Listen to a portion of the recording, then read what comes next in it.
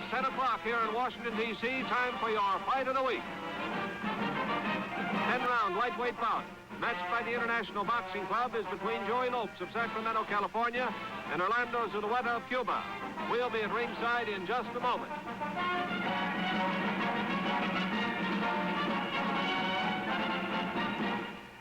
And we are live. Welcome to another episode of AB Traffic Combat. And today we're going to be talking about a man whose story has been buried and forgotten. And that man's name is Orlando Zulueta. But before anything, don't forget to drop a like, a subscribe, a comment, and share. Let's get right into it. In the sunlight streets of Cuba, there was one thing more common than the heat: desperation. For generations, the dream of prosperity shimmered in front of people, but never arrived.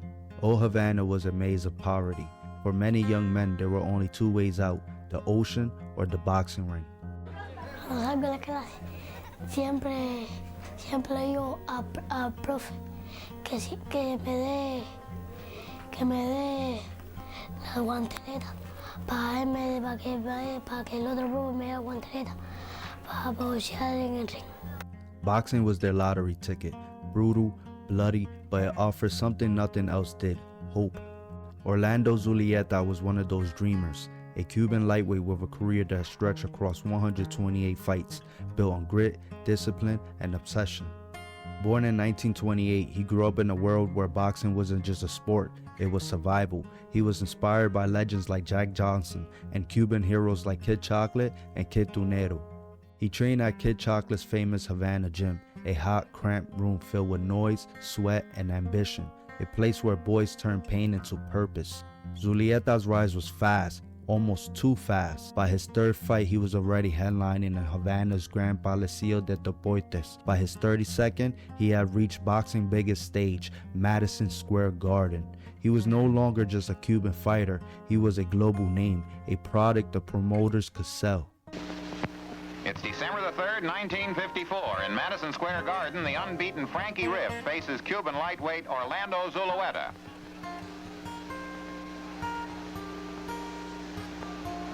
There's Zulueta. He's in the white trunks, and almost from the start, this is a fast and furious fight. Both of these boys are speed merchants. Zulueta, weighing 133 and a half, is the more experienced, but the man he's up against tonight has a sparkling record. Frankie Riff of the Bronx, New York, is unbeaten as a pro boxer, 15 wins in a row at this time. Between 1946 and 1962, Zulueta fought over 1,100 rounds. Fans respected his cool, technical style, his stamina, his toughness. He even became the Cuban lightweight champion, though some say it was earned through questionable decisions. But one thing he didn't have was power. Out of 128 fights, only 7 knockouts. He could go the distance, but he couldn't finish. That weakness made him the perfect kind of fighter for the wrong kind of people, a man who could last forever but never truly win. By the mid-1950s, Zulueta had everything: the skill, the following, the spotlight, but behind the glamour, the fight game was already sold. The real boss of boxing wasn't wearing gloves. It was Frankie Carbo, a Lucchese crime family enforcer, a former hitman. They called him the Czar of Boxing. If you wanted a title shot, you didn't just earn it, you paid for it, or you played by his rules. Zulueta's manager, Herman Jaime the Mink Wallman, was one of Carbo's men. He controlled Zulueta's contract, meaning he controlled his future. Wallman once said Carbo shuffled fighters and managers like a deck of marked cards, and Orlando Zulueta was one of those cards. His biggest moment came against Joe Old Bones Brown, a 15-round war. Zulueta pushed deep into the fight until he finally went down late. But in the world Carbo built, that wasn't a loss, it was the plan. A fighter who could draw crowds and survive, but never win the big one. That was his role, a champion in skill, a prisoner in business.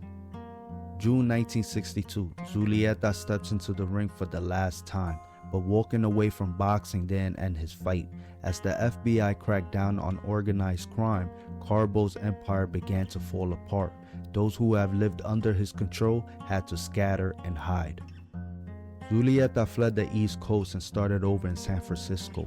He worked warehouse jobs. He joined a union. Sometimes he bartended at a small beat-up spot called the Fabulous Greek Bar. He had a wife, Elia, and 4 kids, Orlando, Omar, Lori, and O'Neill. but his heart never stopped aching for one of them, his daughter, Lori, who had been taken back to Cuba years before. He fought to bring her back, sending letters, making calls, trying to repair what life had torn apart. After surviving mob control and the brutality of the ring, Orlando Zulueta's biggest battle became the quiet one, the fight for family. July 17, 1971. It's a warm Saturday night, and Orlando clocks out from his shift and walks home. The streets are loud, music, shouting, laughter. Below his apartment, the fabulous Greek bar is throwing a party, a birthday celebration for the Hells Angel. Police had already been called 4 times that day. No one could control the chaos. Then just before midnight, it happens. People start running into the streets screaming.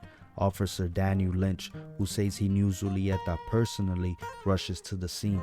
There, on the sidewalk, lies Orlando Zulueta, stabbed in the stomach and back. Some said he tried to break up a fight. Others said he was just in the wrong place at the wrong time. Either way, the result was the same. The fighter who went the distance with everyone was gone. Police rounded up dozens of bikers. 2 were even arrested. But then, silence. The case died. No trial, no justice. 2 years later, an informant named William Whispering Bill Pfeiffer supposedly confessed. Zulueta was pinned down and stabbed by a couple men. But before police could get to him, Pfeiffer was dead. The only witness, gone. And with him, the truth. Good evening, everyone. Jack Drees ringside at the new Capitol Arena in Washington, D.C., where tonight Orlando Zulueta, who is ranked number 5 among the lightweights, according to the National Boxing Association, number 4 according to Ring Magazine, and is pretty much at the head of the list for a crack at the title, goes against Joey Lopes of Sacramento, California. 26-year-old winner of 39 fights and 53 tries. He's had 12 losses, fought to 2 draws. Lopes came in at 133 pounds. Zulueta came in at 136. Zulueta against Joey Lopes. We're ready to go in the center of the ring, so here's your ring announcer, Jimmy Lake. Good evening, ladies and gentlemen. Welcome to the nation's capital. Tonight's program is presented by the International Boxing Club, Mr. James D. Norris, President, under the supervision of the D.C. Boxing Commission, Mr. Jocko Biller, Chairman. The ringside assignments, timekeeper, Billy Deschard. For the knockdowns, Harry Angelico, Judge, Benny Alperstein, and Judge Charlie Buck. Ringside physician, Dr. Clark Halstead, and the referee at this time is Mr. Harry Volkman. This is 10 rounds. California at 133, Joey Lopes. And Havana, Cuba at 136, Orlando Zulueta. 10 rounds and 2 more bouts to follow. In 1978, 12 years too late, Zulueta's family finally escaped Cuba. They made it to New York. His daughter, Lori Christina, her daughter, Liziette, and their relatives reunited at last. Orlando wasn't there. He had fought for everything: titles, freedom, dignity, and a game that was never fair. He survived the mob, only to be taken by chaos. Orlando Zulueta's story isn't just about boxing. It's about control, corruption, and the cost of survival. He was a fighter who went the distance with everyone, except life itself. Thank you for joining me on this episode. It was really special for me to research this guy. I did all my research on newspaper.com, on ancestry.com. There's no Wikipedia on this guy. There's no really big reports or research papers or anything about this guy's life. He's truly forgotten. And, it's just that happens over time.